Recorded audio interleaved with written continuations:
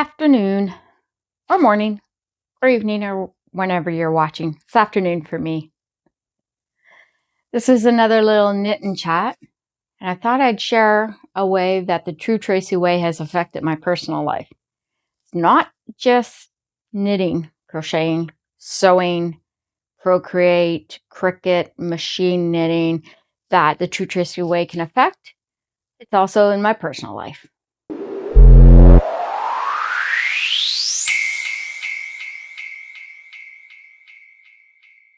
This is the first video, I think, where I'll put my new introduction little animation. I created that myself on Procreate. And it was even one of those little things where I was almost done and I was pretty happy. And then I noticed somehow I had adjusted something and it wasn't quite right anymore. So I pretty much had to go back and redo much of it. But when I redid it, I actually managed to make it a lot better and quicker. So sometimes I have to do things twice, but usually the second time is better. You'd hope. That's the point of it, right? My coffee's not really in a very good spot here.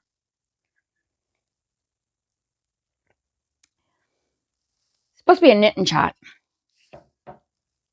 Gotta get my knitting out. I'm working on the red scarf still for World AIDS Day. I don't spend a lot of time working on it. It's kind of my on-the-go project. I don't need to follow a pattern, but you know, it's just one of those things. I've got a deadline in the fall, so I'm not really in a rush. It's not urgent like another gift that I'm working on. So it doesn't get picked up as much as it should. But I thought I'd share a little story that's been happening in my personal life. And some of you might say, oh, this is going to get into TMI. But if you're a woman or have a uterus, I think this is an important message to hear. So I'll warn you now, if you don't have a uterus or you're not interested in hearing anything about my journey, then, come back later. So back in December or so, I was feeling the effects of being my age, 55. And I went to my doctor and I was really curious about doing hormone therapy. I was feeling stressed a lot. I wasn't sleeping. Sleeping was horrible. And I just thought maybe it was time to consider hormone therapy. She passed me off to a women's health clinic. And I thought, okay, this might be good. And I went for my first appointment in January. Managed to get an appointment so quick, right after New Year's. And I go in and the doctor was so wonderful. We talked for quite a while about hormone therapy options and about later in life ADHD diagnosis, about how I was always feeling irritated and maybe that was the real issue, was not necessarily hormonal, but a lot of the brain stuff that goes along with ADHD. And I'm not diagnosed, but my daughter is, and my brother is, and everything. So, and I work with students that are, and I see a lot of the signs that were missed because I was a girl in the 70s. And my brother gave my parents enough to worry about. So we talked, and she didn't really want me to do hormonal therapy at the time because I had had some unexplained bleeding late summer. Very brief.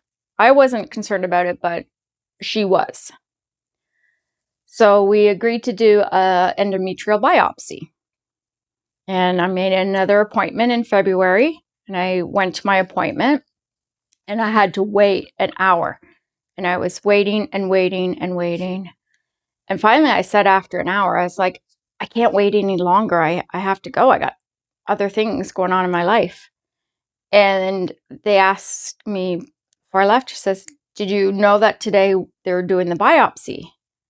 And I was like, no. We had talked about it, but I didn't realize that my next appointment would actually be for the biopsy. So we rescheduled, with me now knowing it was going to be a biopsy and that I should have someone drive me and pick me up. And we rescheduled for beginning of April. And a couple days before the appointment, I got a call saying they had to reschedule it. Okay, they rescheduled it for a little bit later in April. And my husband took another day off work and we went in and we had talked about pain medication options beforehand. There's the option of a cervical block, which is described as a pinch on the cervix and like a local anesthetic. And although I don't have red hair, my mother does, and I have a lot of the similar reactions that people with red hair do have to anesthetics. So I was like kind of hesitant on the idea of the cervical block. So she offered what's called Penthrox. It looks like a kazoo. And she shakes it up and you inhale it. Breathe it in through the mouth like a kazoo. And so I got that. Of course, I had forgotten my wallet. I wasn't driving myself, and it just totally slipped my mind. So my husband had to come in and pay for it because she also didn't tell me that it would cost $100. I think if I was paying by credit card, it was actually going to be a little bit more. So that was a surprise. But she gave me that and I used it, and oh, I was floating. I was just like, do what you want, do what you need. I'm a happy little bunny over here laying down on the table, my feet in the stirrups. So after a while, I come back to Earth and she lets me know that she wasn't actually able to do the biopsy. She couldn't get through my cervix, couldn't find my cervix, couldn't get through it to get into the uterus. So I would have to come back again. And she was going to give me a prescription for a couple pills that would help dilate my cervix before I come. So, okay, I made another appointment a few weeks later. And it was this week. Actually, the day after the long weekend. And I went home, sort of napped off the effects of that medication. And unfortunately, my husband couldn't get the day off, Tuesday. So I took an Uber over to the clinic. I go in and she got me right into the room, got me set up. I got the medication again. And then the doctor comes in and she goes, "Did you remember to take the pills?" I thought, pills? I took one ibuprofen pills. And then it was like, oh my God, I forgot to get the prescription filled with the special medicine.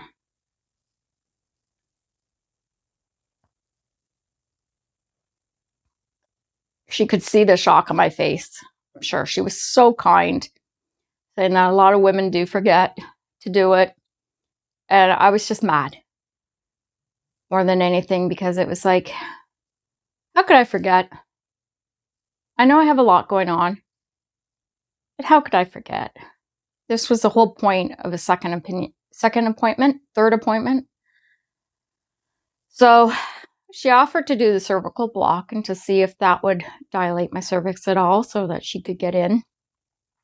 I was like, okay. And I was like, do you have like the numbing gel or anything? Because I have heard horror stories, thanks YouTube, Facebook, about how painful it is. And she said she would do a numbing spray and then the cervical block. And then if she could get in the cervix, she would give me the Penthrox and I could have that. Because the cervical block, I don't think blocks the uterine lining either. So she gave me the spray. I say, it's kind of a weird thought. And then she gave me the cervical block, which was actually nowhere near what I had heard described. As I said, I've heard so many horror stories from women who said it was extremely painful, both the biopsy and the block. And I was like, I guess the spray worked.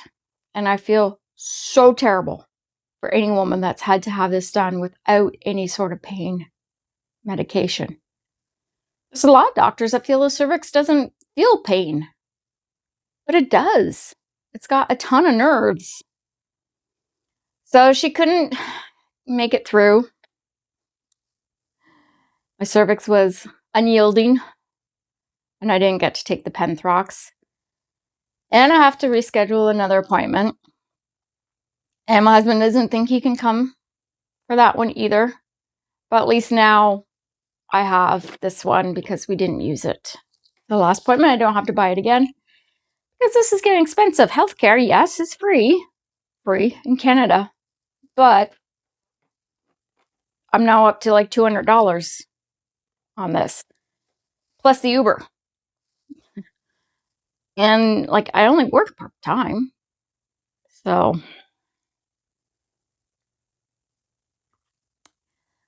I don't know yet if the biopsy itself will hurt. She acknowledged that it does.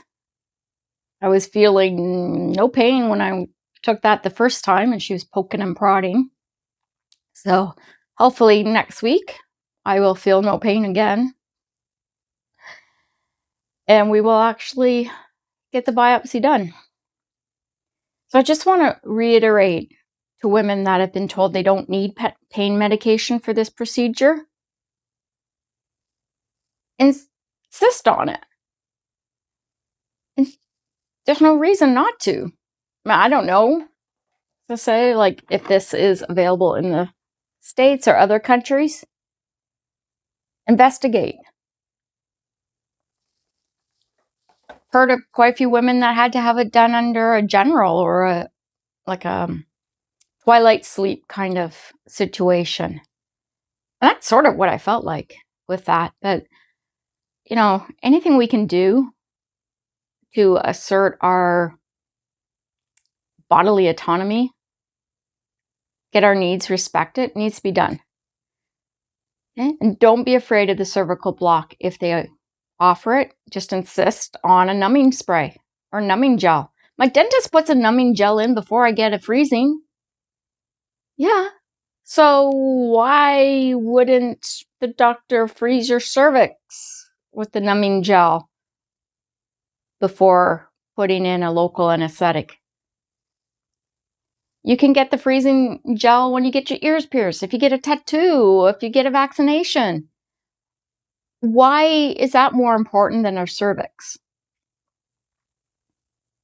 Stand up for yourself, women. It's important to take care of your health and to stand up for yourself. And I'll report back on how it goes next week. As for knitting, I didn't get a whole lot done. One row. I'm working on a cable design. So red scarf for World AIDS Day. I decided to see if steaming would fix this flipping between the ribbing and that. So I steamed it, and I didn't really realize that my needle was laying on top of it, or it was under it. But I used metal needles, and the heat from the steam created a bit of a flat spot. And the steam also made the cable a little bit more flat. So, the red's so hard. I'm not worried about that too much. But hopefully, once it's done and I wash it and steam the whole thing, it will sit better.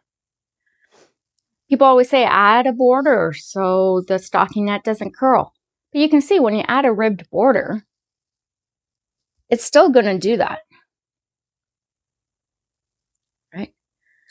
Perhaps I could use it to my advantage to make a double wide scarf, but the pattern wouldn't be on the right side for this one, and it would be too narrow for the charity. But that is something a lot of people do. It's just fold the scarf in half and seam it up so it's a double-sided scarf. Because the back side of this one is, I mean, there's a pattern, but it's not the intent. Well, I got stuff to do. I'm helping out with my school's talent show tonight, so I gotta go back to the school. It's not technically a work day for me. I went this morning to help out. I went yesterday to help out. So I'm more of a relaxed look for me today. But I want to get this edited and posted. If you've had a endometrial biopsy and you've got a story to share, feel free to share it in the comments. Even if you're not a knitter or crocheter or machine knitter or Cricut user or sewer, you're all welcomed here. Have a great day and we'll see you in the next video. And if you like this sort of thing, consider liking and subscribing. It really helps out new channels. Thanks.